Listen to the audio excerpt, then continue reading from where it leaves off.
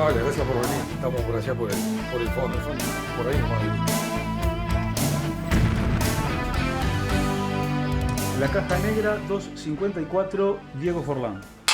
Bueno, vienen los genes, ¿no? Pero es difícil de entender. Familia de defensa, delantero goleador. Y bueno, se dio, yo qué sé, mi viejo era más del que me decía que tenía que jugar adelante y bueno, me gustaba, tenía condiciones y bueno, ahí arranqué, ¿no? La primera pelota que fue en una Navidad. No, ni idea. Todo el mundo me pregunta, ¿viste cuándo fue la primera? No, había pelota por todos lados.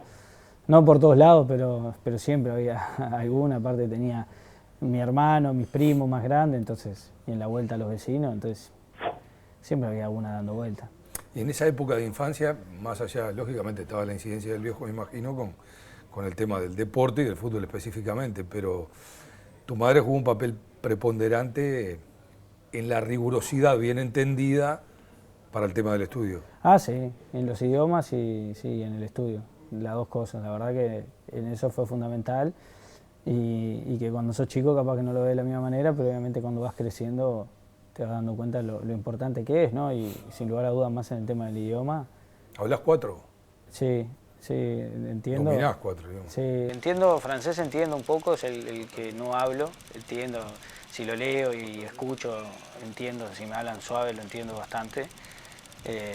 No lo hablo, atrevido capaz que puedo tirar alguna palabra, que eso en eso no tengo vergüenza, pero sí, después el portugués, el italiano, el inglés, el español obviamente y un poco entiendo en su momento, ahora obviamente vas perdiendo, pero en su momento algo de japonés, alguna cosita entendías y obviamente te manejabas con ellos, hablabas algo, pero muy poco. Bueno, ya nos vamos a detener en el tema de Japón, pero en esa etapa inicial, en esa etapa donde despertabas y definías caminos, fútbol y tenis fue de alguna manera una dicotomía ahí, había que definir por dónde seguir, ¿no? Sí, sí, fue un momento ahí en la adolescencia donde estaban los dos deportes muy marcados y me encantaban, me gustan los dos. Y por un momento decidí por el fútbol, después dejé, volví al tenis y en un momento no hice nada. Y al final me terminé decidiendo por el fútbol, pero sí, son deportes que me encantan y obviamente que el fútbol es la profesión, pero en caso del tenis, cuando tengo oportunidad de poder jugar y no estoy en actividad jugando al fútbol, es el deporte que capaz que es el que me tiene un poco más involucrado a la hora de hacer algún ejercicio que no sea el fútbol, ¿no? Para descansar un poco. ¿Qué te da el tenis que sea aplicable en el fútbol? Te da velocidad de reacción, la verdad que en ese sentido está bueno, digo, porque cuando tenés enfrente, obviamente tratás de tener lo que tiene el tenis, es tratar de jugar con gente que tiene tu nivel, si no te terminás aburriendo bastante. Entonces cuando tenés gente y estás jugando, tenés un buen nivel de tenis, eso te permite que a la hora de que sea un partido exigente, es lindo porque te tenés que estar corriendo, ¿no? Digo, no es lo mismo obviamente en una cancha de fútbol donde tenés dimensiones más grandes, pero en el tenis lo que tiene es esos piques cortos, la velocidad de reacción, a dónde va, depende, por eso mismo, cuando tenés un rival de las mismas exigencias, te lleva a que sea un poco más intenso el partido y eso es lo lindo, ¿no? En esa etapa inicial, ¿qué papel jugaron Fernando Revetria y Justo Gómez? No estaban... ¿Fueron tus primeros entrenadores? Sí, los ¿no? primeros, sí. No, obviamente que diferente cada uno. No, don Justo estaba, en realidad nunca se metió ni nada, sino que la verdad que siempre estuvo ahí en el lawn y acompañando a todos, ¿no? Hasta estuvo con mi hermano también, entonces, no, estaba muy tranquilo y bueno, él siempre fue tranquilo, ¿no? Y Fernando capaz que un poco más ahí al final, cuando estaba ahí en ese momento de indecisión y él vio y obviamente que me dijo que sería bueno que si yo me quisiera dedicar un poco más de lleno al tenis, ¿no? Eso no quería decir que iba a ser jugador de tenis, sino tomarlo un poquito más en serio porque yo no lo tomaba tan en serio en ese momento. No es que no lo tomaba en serio, entrenaba y estaba todos los días, sino que cuando venía el fin de semana y había competición oficial, decidía ir a jugar al fútbol en vez de ir a jugar al tenis. Bueno, no te daban los tiempos para hacer las dos, estaban... los horarios se interponían uno del otro, entonces era imposible que vos te diera para poder llegar a jugar el fútbol. ¿Y hubieses ¿no? tenido en el tenis un desarrollo como el que tuviste en el fútbol? Es imposible saberlo, digo, me encantaba, yo qué sé, es más complicado. El hecho de complicado también es el hecho de la situación del país, que son menos, la competencia no es la misma, claro. Y tendrías que tener o un buen sponsor que te permitiera a vos dedicarte de lleno y tener la posibilidad de salir, o obviamente en ese caso depende mucho también de tus padres o de la familia que te puedan bancar para que vos puedas hacer esos viajes y poder viajar en este caso al lado de Argentina, donde la competencia sería mucho mayor, mismo en otras partes, o si no, ir a Europa. Entonces, digo, obviamente económicamente era diferente, ¿no? Al caso de lo que es el fútbol. Entonces, digo, son muchas variables que es difícil saber, ¿no? ¿El quiebre, cuándo lo pegaste o por qué situación concreta? El clic de decir, es el fútbol, voy por ahí.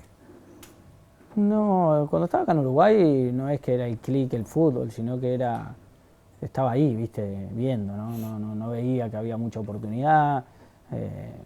Estaban con la situación de obviamente el hijo de, o mismo en Carrasco, entonces como que no veían en mí esa necesidad de decir de que quiero dedicarme a esto, ¿no? Como que para ellos pensaban que yo tenía otras prioridades o que el fútbol no lo tomaba con la seriedad que yo realmente lo tomaba. Entonces las cosas se fueron dando de esa manera cuando estaba en Uruguay.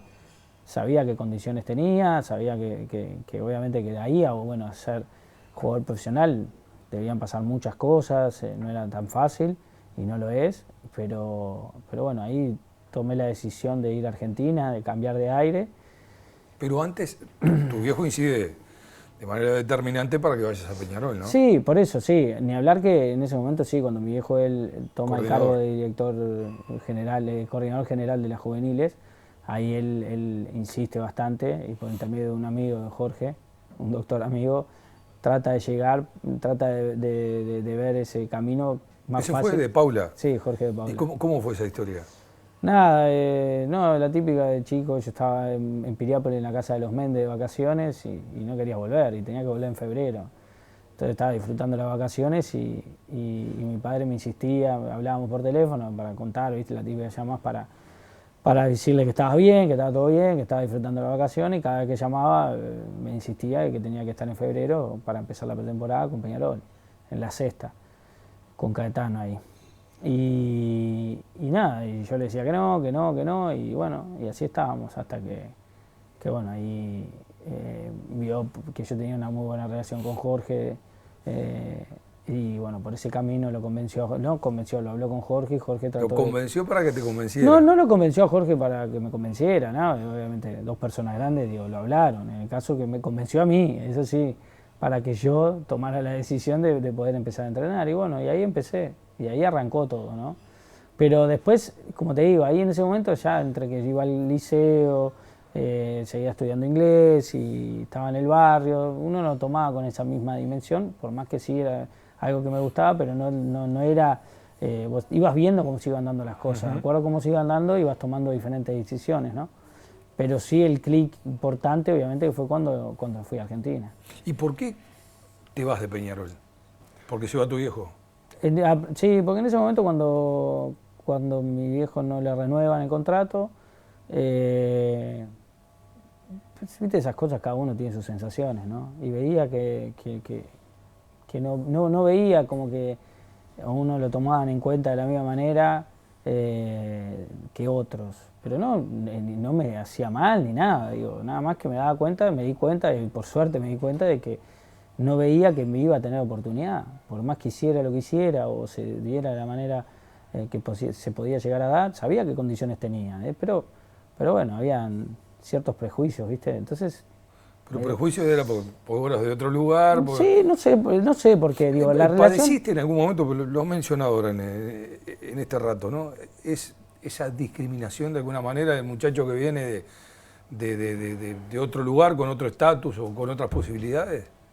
Yo no lo llamaría discriminación, pero sí había algo diferente. Pero no lo tomaba mal, digo, era lo que me tocaba estar viviendo y lo tomaba como era y respetado, siempre con educación y bueno, era lo que me tocaba vivir y la gente lo tomaba de esa manera y no te veían como diciendo, no, puede llegar a ser un buen jugador o puede llegar a tener chance de estar en tercero o en primera. Entonces como no veía, por sensaciones me daba cuenta que no lo veía de esa manera. Entonces Cuando vi que no le renovaban a mi padre, le dije, bueno, mira, digo, pedí el pase, seguramente no se van a poner, porque si en esta situación no Claro. ven, seguramente no se van a poner, le digo. Y le digo, pedí el pase y la idea mía era ir para Defensor, porque lo tenía cerca, mi viejo había jugado, mi hermano también, hizo todas las formativas en Defensor. Y apareció el hijo de Nodal. Y estaba ahí. No, pero claro, ahí cuando me dan el pase en Peñarol, me dan con dos condiciones. Una para no ir que no vaya a Nacional y que no vaya a Defensor. La Defensor no la tenía, la de Nacional era entendible, ¿no? Claro. Pero no se me había pasado por la cabeza. Pero la Defensor justo me venía bien porque me quedaba cerca. Y bueno, y ahí dije, bueno, lo más cerca que me queda por el tema del estudio y todo. Porque en realidad yo cuando dejo de Peñarol la idea era irme a Argentina. Y ahí mi madre me dice que no. Espera un año más, terminar el liceo, que una vez que terminas el liceo es más fácil después, porque si no te llega a ir bien en fútbol, es más fácil para vos retomar, sea acá en Uruguay, hacer una carrera o estudiar. Claro. Entonces se facilitaría mucho más las cosas. Entonces me tengo que quedar un año más. Al quedarme un año más, ahí entra en juego lo de Defensor, lo de Nacional y lo de Danubio. Es decir, Defensor y Nacional, Defensor era lo que tenía en mente, Nacional no me importaba, porque no era la idea de ir para ahí. Y Danubio no estaba en carpeta, primero porque era un poquito más lejos, no era nada, estaba al lado. Pero la diferencia era que con Danubio nosotros habíamos tenido mucha pica, porque justo la categoría nuestra, con la misma generación, éramos las dos categorías que se salía campeón una u otra. Entonces habíamos tenido finales y la cosa no estaba tan bien. Entonces tenía que ir a Danubio. Entonces la única que me quedaba era Danubio, si no me tenía que ir más lejos, ¿viste? Y no me servía por el tema del estudio, yo quería terminar el liceo. Y bueno, obviamente también estaba con el inglés en ese momento. Entonces terminaba siempre de entrenar y eso y tenía que salir corriendo para hacer inglés o seguir estudiando.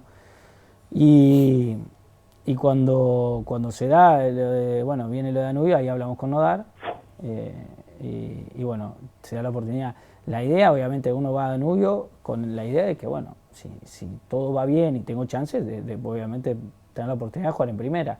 Y si no, era más como un paso por Danubio para tener la chance de ir para Independiente. Pero si en ese paso veía que iba a tener oportunidad,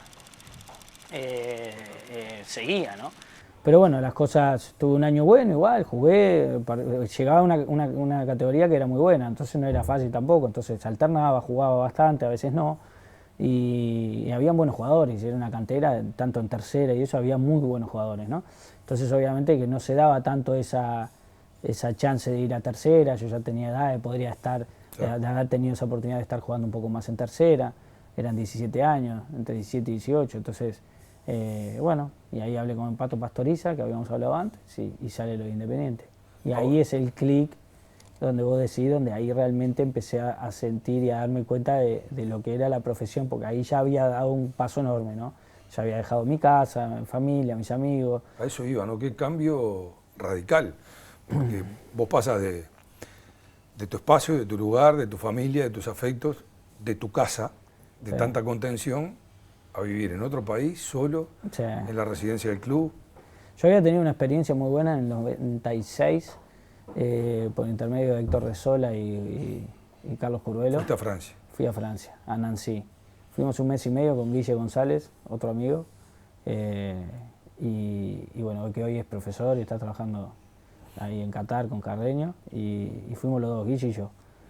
Nosotros estábamos en Peñarol los dos en ese momento, y bueno, fuimos para allá y estuvimos un mes y medio, y la verdad que nos costó mucho, ¿no? Fue mes y medio, casi dos, duro, fue en pleno invierno, de enero y febrero, donde es pura nieve, y se extrañó, y extrañé mucho, ¿viste? Y en ese momento cuando volví, como que caí en la realidad de lo que, si llegaba a tomar la decisión de ser jugador de fútbol, lo que iba a extrañar si tenía que irme a Uruguay, ¿no? Que no era lo que uno estaba acostumbrado. Entonces, como que me hizo ver mucho las cosas y darme cuenta que en ese momento no estaba preparado. Ellos me habían dado la oportunidad de poder quedarme y hacer las juveniles ahí en Francia, y yo dije que no, que prefería volver. Y bueno, de ahí pasaron 2 años y en el 98 me voy para Independiente, pero ya sabiendo de lo que me iba a encontrar. Diferente, obviamente, por el idioma y por las costumbres y lo cerca que es Argentina, pero ya sabía dónde iba en el momento que tomaba la decisión de irme, ¿no? Entonces ya llegué no llegué con ninguna sorpresa, llegué sabiendo a qué me iba a encontrar, ¿no? Entonces, pero era diferente. Yo te digo, hasta el día de hoy tengo la imagen de estar bajando de la pensión, que era enfrente al estadio, y iba con el botinero caminando a tomar el tren, y de la felicidad que sentía por estar haciendo lo que uno quería, estar viviendo realmente de la pensión, porque ahí ya me pagaban un viático importante, entonces yo ya me manejaba solo y estaba lejos de casa, esa independencia, viste, con 18 años, entonces digo, son muchas cosas en una ciudad como Buenos Aires y la verdad que fue espectacular. Y agarraste una cocinera uruguaya. Sí, increíble. Ligaste, ¿no? Increíble, sí, porque digo, allá ahora no sé si se siguen manejando de la misma manera, pero hay dos campeonatos, está el de AFA y está el paralelo. Y bueno, y en ese momento están esas dos ¿cómo se dice?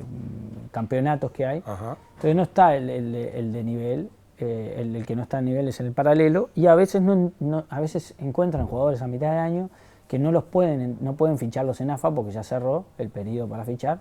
Entonces entrenan de julio a diciembre, juegan en el paralelo, y en el principio de año ya lo fichan en AFA, ¿no? O agarran el nivel y a veces, viste, hay jugadores, como son tantos, digo, tienen esa. Entonces yo estaba en la pensión del paralelo, porque me había llegado Bocchini y Bocchini estaba encargado de esa pensión. Claro. Y justo estaba una cocinera uruguaya. Y éramos ahí una banda grande. Y bueno, eso te acercaba de alguna manera. Sí, tal cual. Era otra cosa, era diferente. Después sí, después ya obviamente enseguida que yo llegué ya estaba en AFA y ya automáticamente querían que me vaya para la otra pensión, que era enfrente, dentro del estadio, y que cambiara. Entonces yo no quería porque yo estaba cómodo ahí, como me cocinaba, estaba la cocinera ahí también, entonces digo, era diferente. En el otro ya era en la pensión ahí al lado, divina también todo, pero la diferencia es que para comer y para cenar tenías que hacer 6, 7 cuadras para ir a la sede de Independiente y comer allá, ¿viste? Ya no era lo mismo. Entonces yo estaba tratando de ahí de negociar un poco para, en vez de ir a comer allá, comer enfrente. Entonces más o menos al principio me dejaron, lo hice un par de meses y después en un momento me dijeron, no, digo, tenés que ir para el otro lado. Y bueno, después ya estaba en la otra y bueno, la veía de vez en cuando. Lindos recuerdos.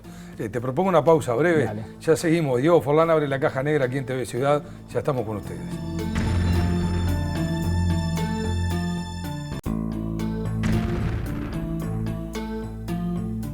¿Y te tocó vivir en Argentina alguna situación increíble? ¿Alguna vez leí que te encontraste estando en Argentina con los gurises con los que hiciste la cruzada del fútbol?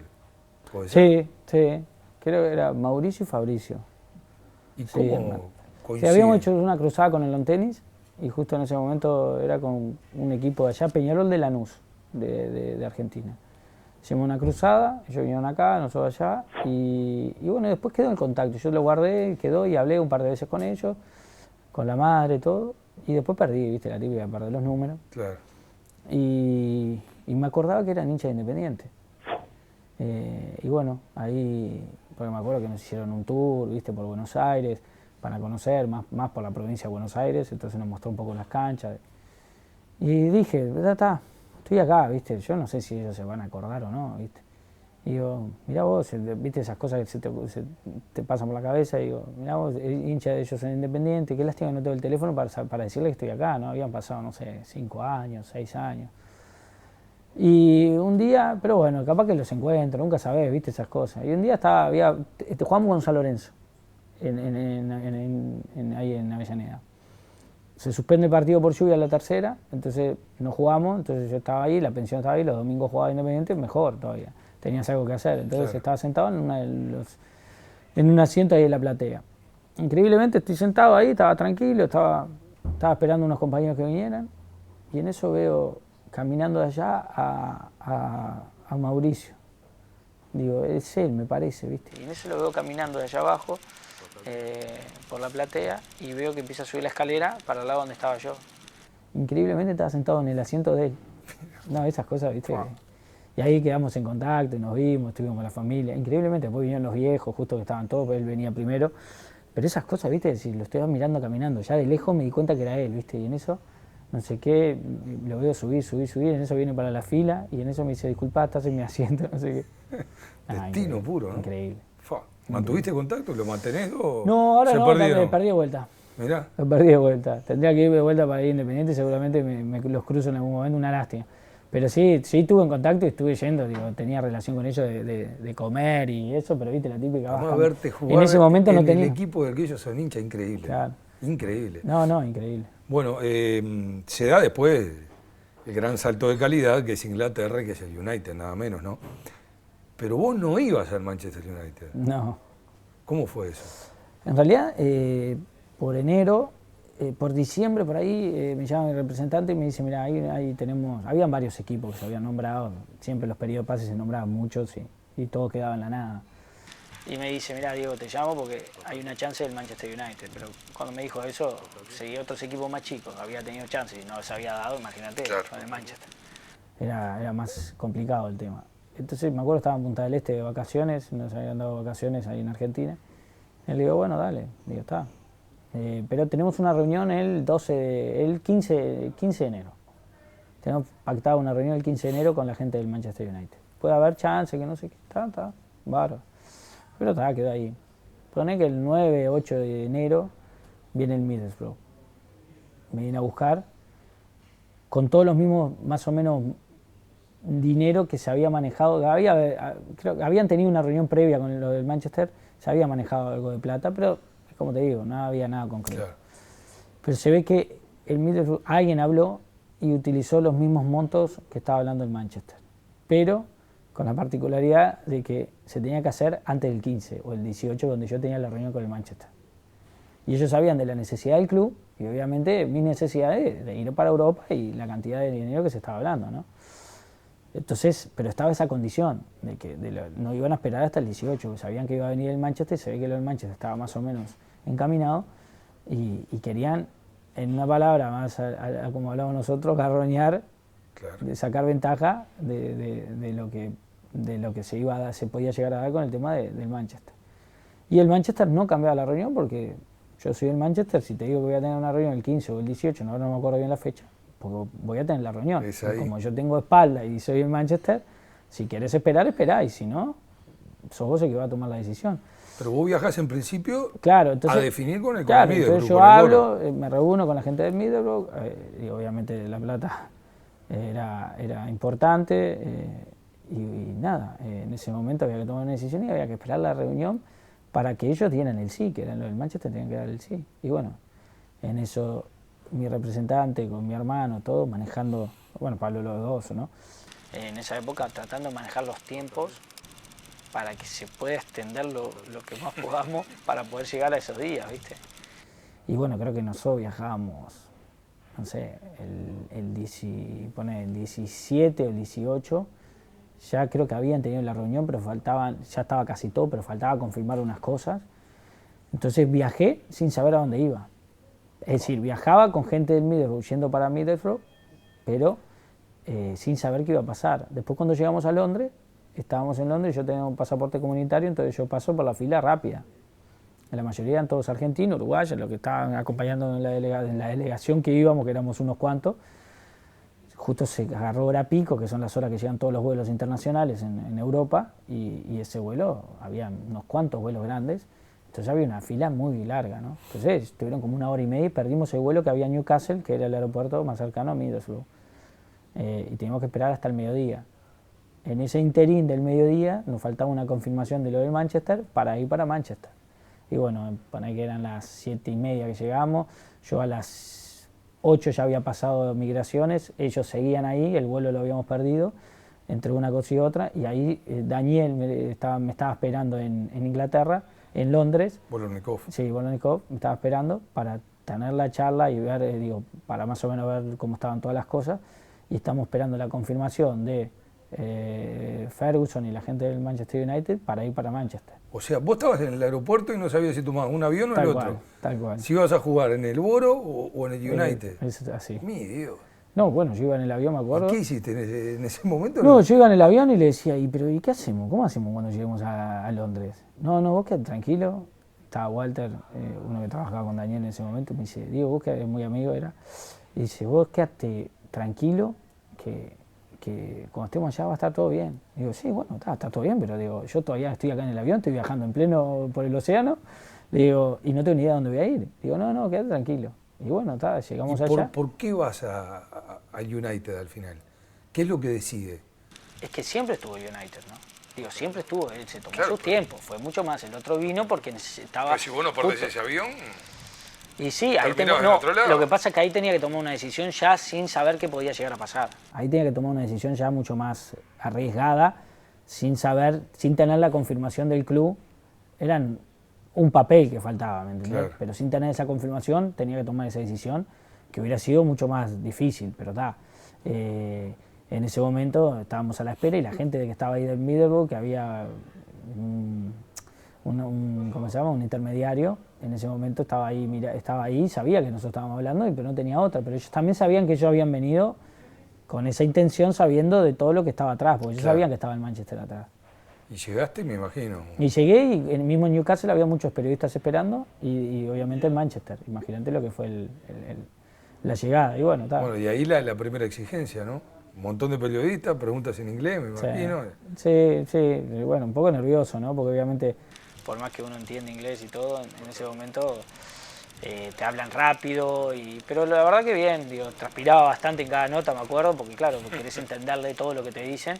Igual si no entendía le preguntaba de vuelta y la verdad que en ese sentido me manejé muy... Bueno, ahí me imagino que habrás pensado cuánto rendimiento da todo lo que mamá impuso en su momento, ¿no? Sí, no, ahí fue espectacular, porque la verdad que sí, después cuando ya me tocó entrar en el vestuario y ya comunicarme con ellos, tener la posibilidad de hablar con ellos, ¿viste? No tener problema de entender. Sí, fue otra manera, ya cuando entré ahí al club y ya a la hora de comunicarme con toda la gente del club y mismo prender la televisión y no tener problema, ¿viste? Fue una ayuda, una ventaja enorme, ¿no? Bueno, ahí es cuando tomás contacto con Ferguson, que él te dice que no tenía claro si eras derecho o zurdo. Sí, después de un tiempo, ¿no? Sí, sí,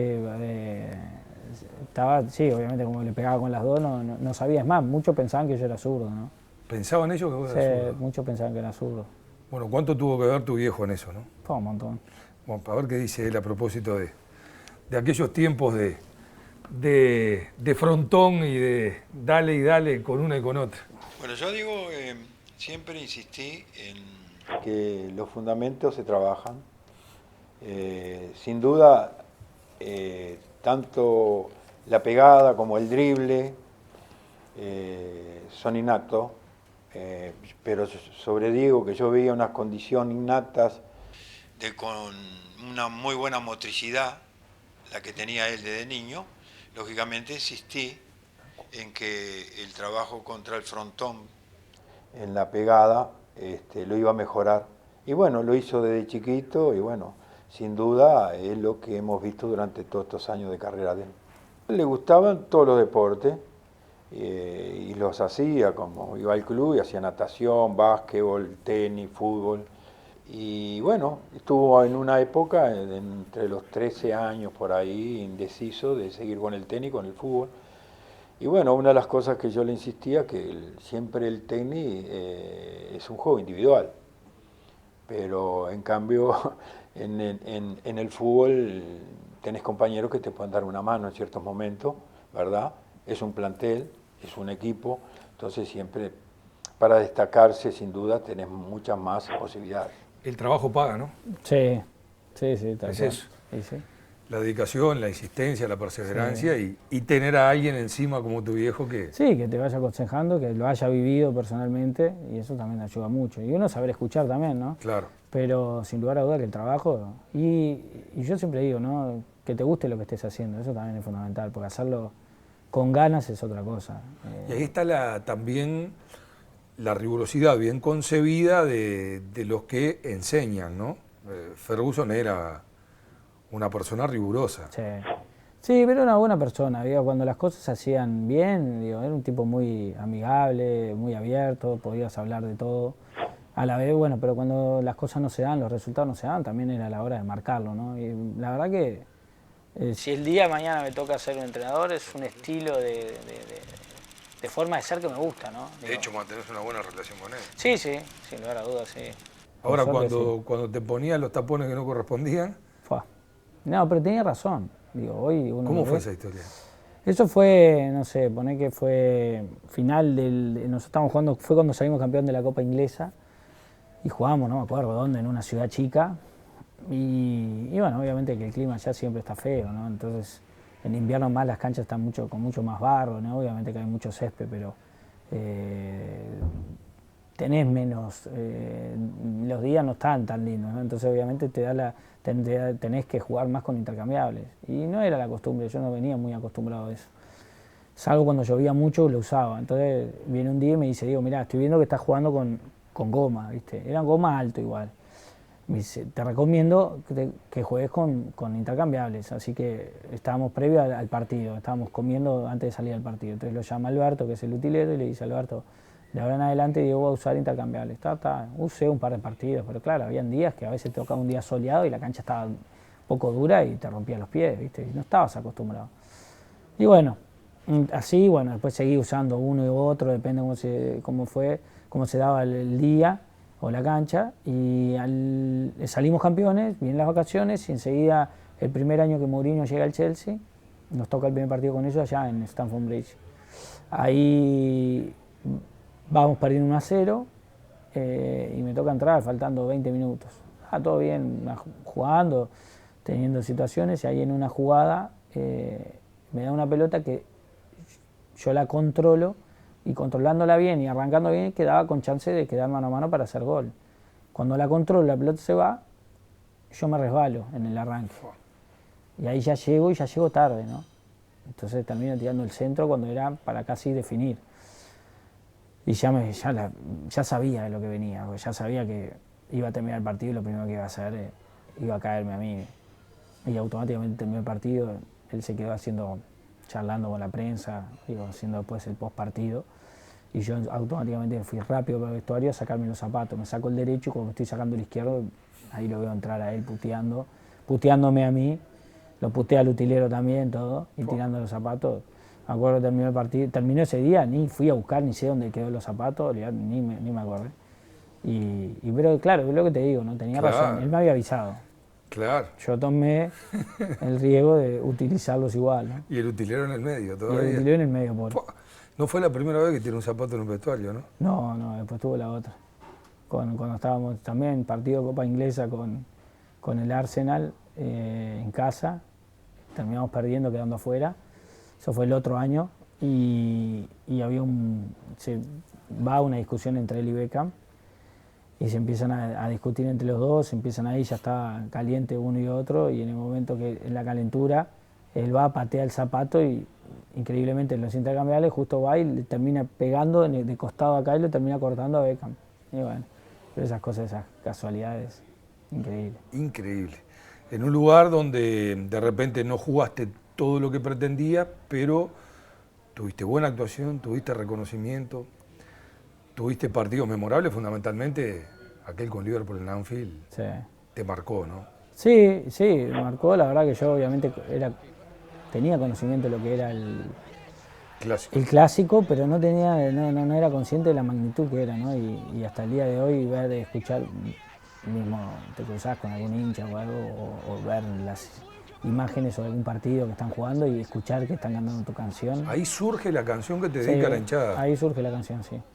De ahí sale la canción. ¿Qué decía la canción, te acordás? Empiezan Diego, y que viene de Uruguay y que hace llorar a los Scousers, que son obviamente ¿cómo se le dice a los hinchas de Liverpool? De Liverpool. Ahí vos le hacés 2 goles a Dudek, que era a Dudek, sí. Que después creo que atajó en el Madrid, ¿no? Después estuvo en el Madrid, sí. Claro, son esos mojones inevitables sí. en tu trayecto, ¿no? Y también esa asociación permanente al gol, que de hecho después logra consolidación al más alto nivel con 2 botas de oro. Sí, ni bien llegar al Villarreal automáticamente y salir goleador, salir cuarto de la liga, es decir, un equipo que no es lo que es hoy en día, que recién estaba apareciendo, y la verdad que sí, después ese paso por España también que fue espectacular, ¿no? Sí, consolidado plenamente en el Atlético Madrid. Sí. Pero de repente uno pierde la dimensión de lo que fue eso, ¿no? Pues hoy en día se plantea la rivalidad manifiesta y la asociación permanente al gol Messi-Cristiano. Pero uno puede poner en tiempos recientes en el mismo nivel, en Messi-Cristiano, Suárez-Forlán. Sí, la verdad que... A mí, en esos momentos de haber tenido la oportunidad de ganarlas también en tiempo contemporáneo con ellos, es espectacular. Le da una dimensión increíble. Y después, sin lugar a duda, que Villarreal y Atlético Madrid son equipos importantes que tienen tenían buenos jugadores. El Atlético de Madrid no era lo que es hoy en día, pero obviamente cuando estás en Real Madrid, Barcelona, Chelsea, Manchester United, otros equipos, tenés más facilidad para llegar al gol, ¿no? Entonces, claro. Haberlo logrado con el Villarreal Atlético de Madrid para mí es espectacular. Digo. O sea, haberlo logrado en cualquier equipo es importante, ¿no? Porque no se logra fácil y es algo complicado. Pero son equipos que no son de los denominados grandes, ¿no? El Atlético de Madrid más, sin lugar a dudas. Pero no son los grandes donde siempre están, donde tienen más goles, donde tienen más facilidad para el gol, ¿no? Antes de que llegara teníamos hay un debate con los compañeros. ¿Cuál fue tu gol más importante? De la cantidad que hiciste. Yo el que no se me borra es de penal. Sí, el de la selección. Contra Ecuador. Sí, puede ser, sí. Sin lugar a duda que sí. La verdad que tuve la suerte de hacer muchos goles importantes, pero el gol, a lo que es lo de la selección hoy en día y lo que se formó, ese gol fue importante, no por mí, digo, sin lugar a duda también, ¿no? Pero digo, a nivel de selección, por todo lo que se creó después, ¿no? Exacto. Porque si ese gol yo lo erro, a nivel personal, te crucifican. Digo, pasás a ser, imagínate, terminás cerrando ese penal y todo lo que hoy después se dio en el 2010 está todo bárbaro, pero hubiera cambiado totalmente la imagen mía con la selección. Digo, como es acá el uruguayo es crítico y no te perdonan nada, imagínate si ese penal yo lo hubiera errado y hubiéramos quedado fuera del Mundial. Y el proyecto no hubiese tenido la misma salud. Y después eso a nivel personal y en lo colectivo, sin lugar a duda, que la selección hubiera sido lo que es hoy en día, pero porque, digo, no por ese penal en sí, es porque se hubiera cortado un proyecto, se hubiera cortado, porque es a base de resultado, que lo bueno del maestro, que se le pudo dar, y eso que estuvo en la cuerda floja varias veces en esa eliminatoria, pero lo bueno que haber logrado esa clasificación permitió a vos poder trabajar tranquilamente, haber tenido el 2010, después el 2011 ganar la Copa América, son muchas cosas que se dieron, pero sin lugar a duda que el haber clasificado al Mundial fue el paso fundamental para hacer lo que es hoy en día el proceso de la selección. Entonces ese gol, en lo personal y en lo colectivo, fue importantísimo, ¿no? Es más, si lo tengo que volver a patear ahora, teniendo en cuenta todo lo que se viene después, te digo que hubiera sido diferente. Claro, mirá si te cargas con todo eso antes de patearlo, ¿no? Sabiendo lo que... No, ya sabía lo que era la todo importancia lo que venía, de clasificar al Mundial, lo que es el penal, todo. Pero por igual, último minuto, sí. En la altura, en un lugar prácticamente hoy sería, inexpugnable. En ese momento estaba muy tranquilo. Pero muchachos, le pegás y la metés en el ángulo del tornillo entre la pelota. En ese momento estaba muy tranquilo. ¿Tranquilo? Sí, estaba tranquilo. He pateado penales en otras circunstancias peor todavía. Pero ese penal, por la magnitud que tenía, increíblemente, no estaba tan nervioso como podría estarlo hoy si me toca patearlo de vuelta. ¿Y por tu cabeza qué pasaba en ese momento? No, trataba de que... Lo único que trataba de estar tranquilo en ese momento es cuando pongo la pelota y bueno, decido patear, tratar de no apretarla mucho, porque en la altura la apretas mucho y se te va para arriba. Entonces, tratar de pegarle tranquilo para que no querer reventarla, ¿viste? Porque si pensaba reventarla, es la típica de la pelota, se te va. ¿Y dónde entró? Sí, después la vi, sí, después cuando la empecé a ver más. En ese momento en el partido no... Me acuerdo cuando terminó el partido, estábamos subiendo al ómnibus para volver a Uruguay y el profe me dice, pero tan arriba la tenías que pegar. Pero le digo, profe, mirá que no me pareció tan arriba. Después yo la veo en la tele y se ve, pero claro, ¿qué pasa?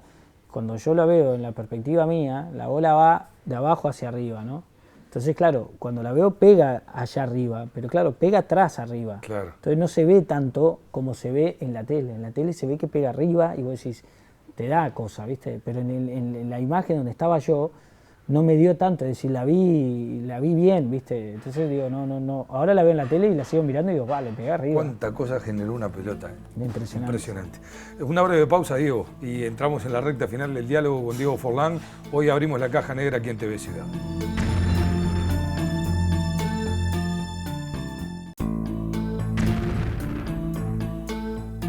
Diego, tengo una imagen, mirá, solamente 3 tipos yo vi marcarían, llegó a Grecia, habló en griego.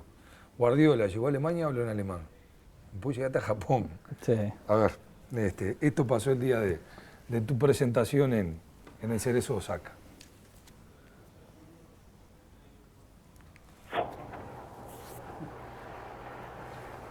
Konbanwa, Nihono, Minasama, Hajime Master, Diego Fernández, Cerezo Osaka de, Gambarimasu Norte, Douzo Yoroshiku Onegai shimasu. Nihon Seifu, J-League no, Minasama, Koko de Pureiga, de Kiru, Kikai wo Itadaki, Kanja Itashimasu. Ahí está.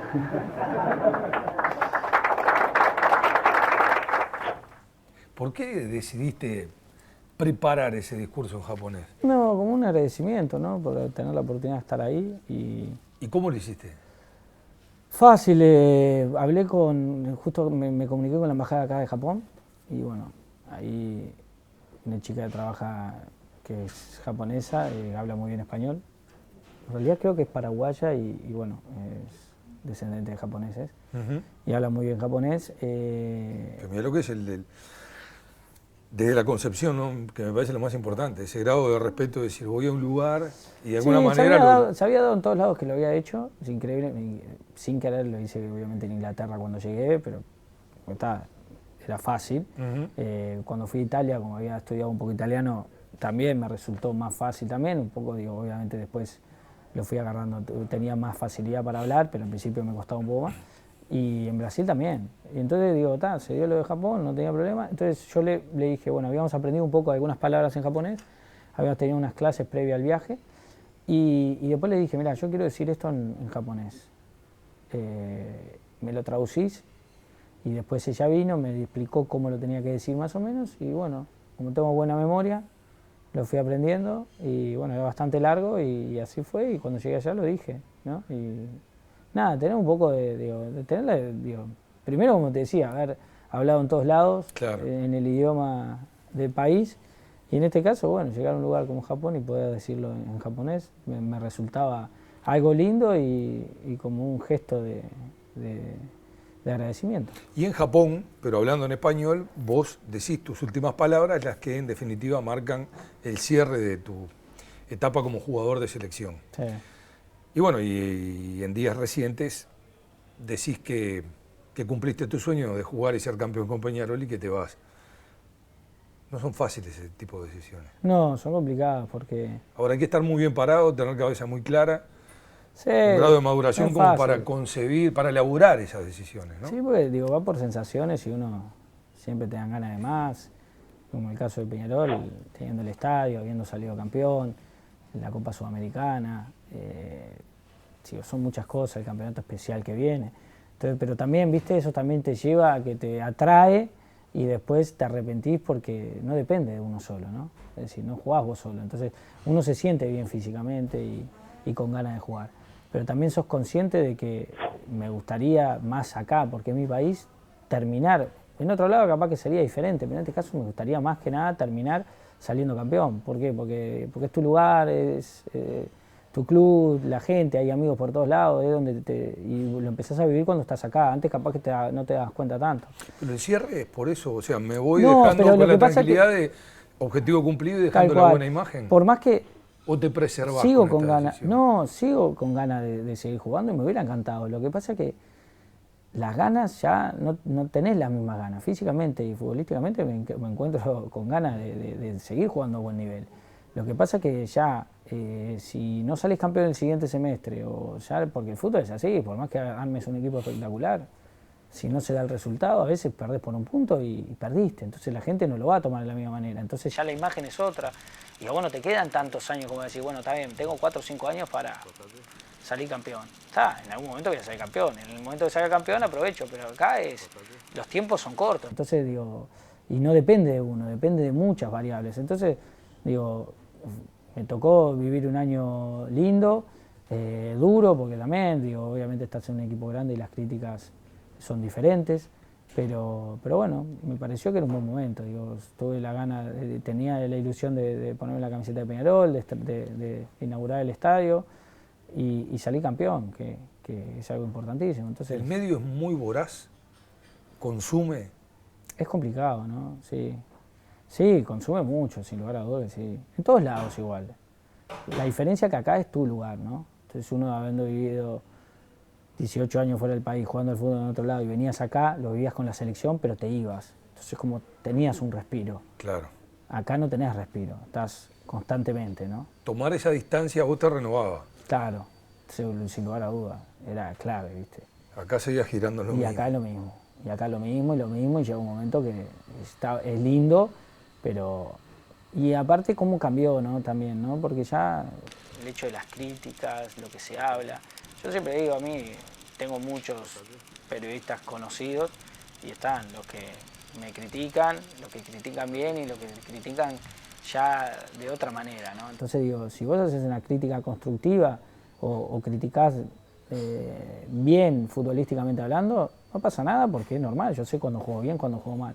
Pero ya cuando viene diferente la mano y cuando ya la gente entra en eso porque el que está comunicándolo, ya lo comunica de cierta manera y no está realmente diciendo cómo fueron todos los factores de ese nivel o por qué lo hizo, y vos manejás ciertos adjetivos que a veces son bastante duros, que no hay necesidad de hacerlo, entonces ya ahí es lo que te empieza a molestar. ¿A esta altura duele tanto eso? Pero no, el rebote, el efecto. No, pero no, duele más en el hecho de que qué necesidad tenés de hacerlo de esa manera. No me importa que lo hagan, ¿no? ¿Me entiendes? Digo, en ese sentido no es algo que me va a cambiar. Molesta sin lugar a duda porque ¿qué necesidad tenés? Cuando vos lo podés decir de una manera, cambia mucho, digo, cambia mucho, yo qué sé, que vos decís, o un jugador está arrancando y recién son los primeros partidos y tiene que agarrar ritmo porque ya tenés una edad que tenés que agarrar ritmo, a decir, no, está lento y, ¿me entendés? Si vos empezás una pretemporada y van y te dicen, Forlán, primer partido...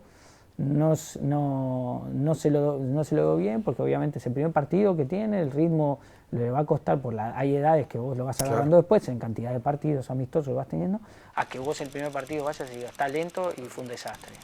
Digo, si vos sabés cómo son las cosas, te tengo que estar explicando, entonces que vas a tener que estar, ¿me entendés lo que te quiero decir?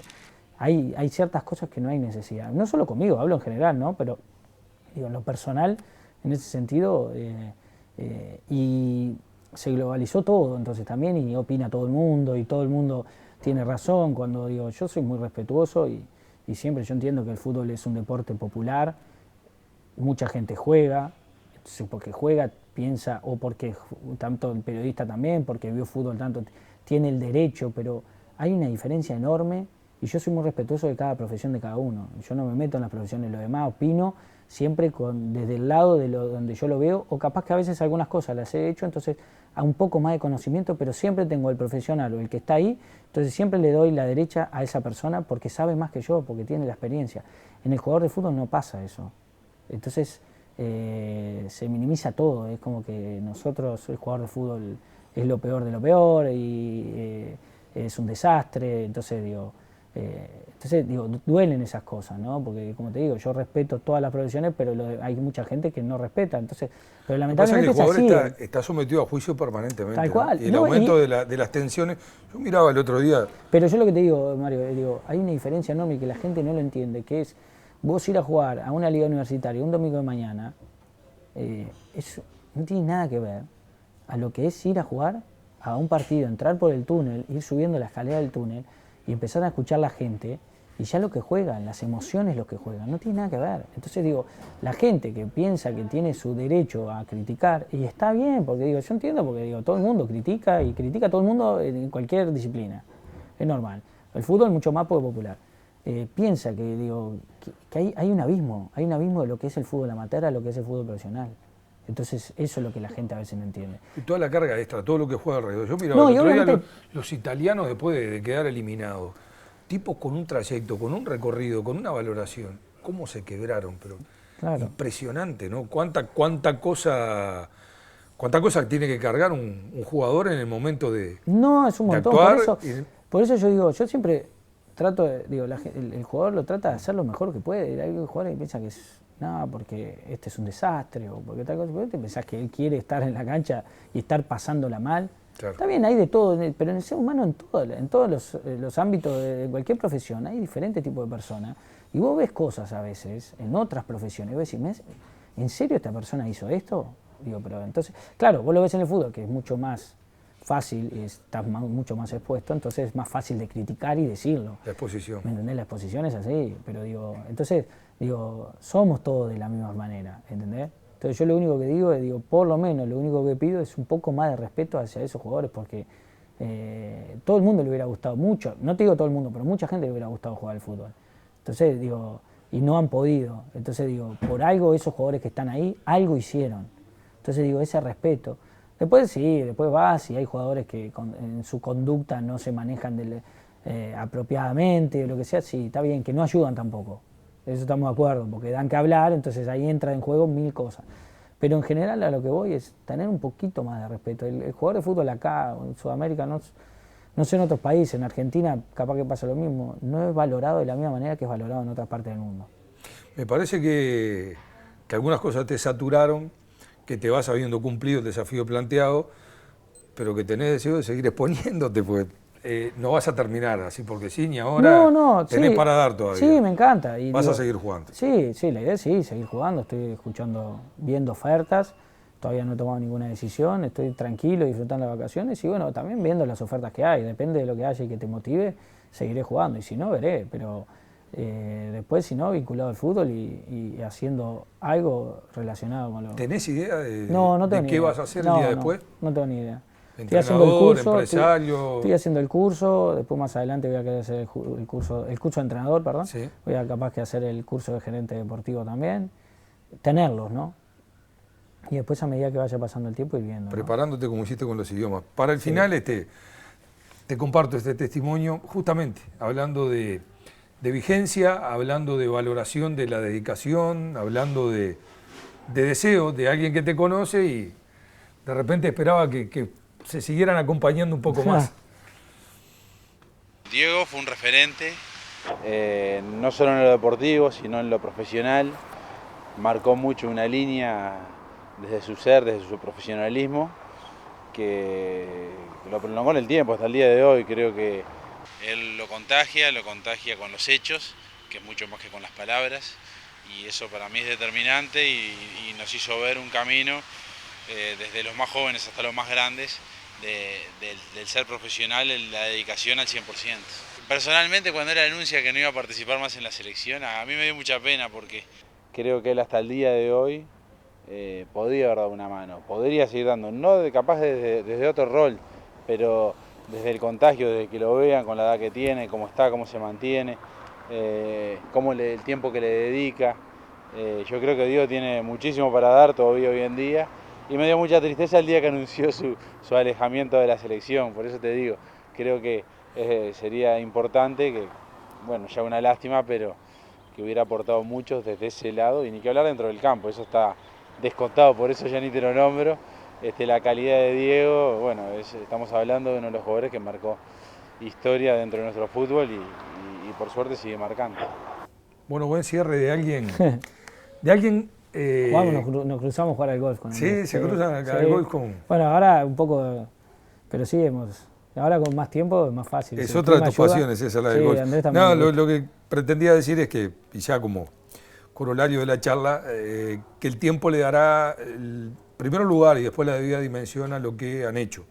Y algunas figuras que me parece fueron el sostén fundamental para que una estructura prosperara y para que la obra generara cosas tan importantes de la gente. Sí, hablo de vos, hablo de Andrés, hablo de Lugano, de Buren, de unos no cuantos. Solo futbolísticamente, sino se dieron muchas cosas juntas y a nivel futbolístico de muchos, de un gran nivel futbolístico individual y a la vez que se logró en lo colectivo, que eso era lo difícil.